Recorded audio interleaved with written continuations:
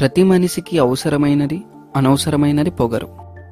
ఈ పొగరు ఎప్పుడు ఎక్కడ ఎలా చూపించాలో అప్పుడు అక్కడ అలా చూపించాలి.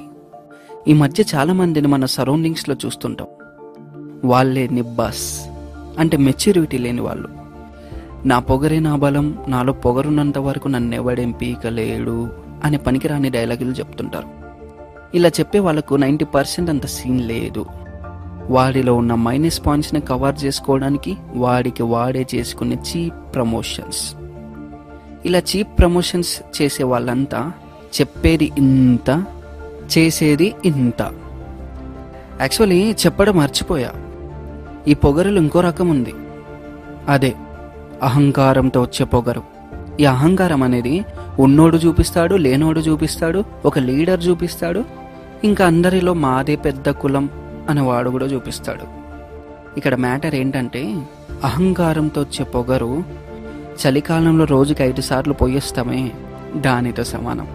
అదే నిన్ను ఒకడు దిగజార్చి మాట్లాడినప్పుడు వాడిపైన గెలిచి చూపిస్తావే, ఆ పొగరు దేనితో సమానం తెలుసా?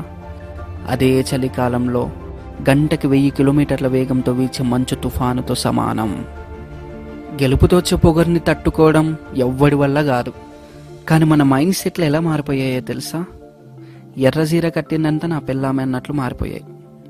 కొందరు ముక్కుసూటిగా మాట్లాడుతుంటారు, అది పొగరు కాదు. సో ముక్కుసూటిగా మాట్లాడే వాళ్ళని కూడా మనం పొగరుబోతుల కిందనే లెక్కేస్తున్నాం.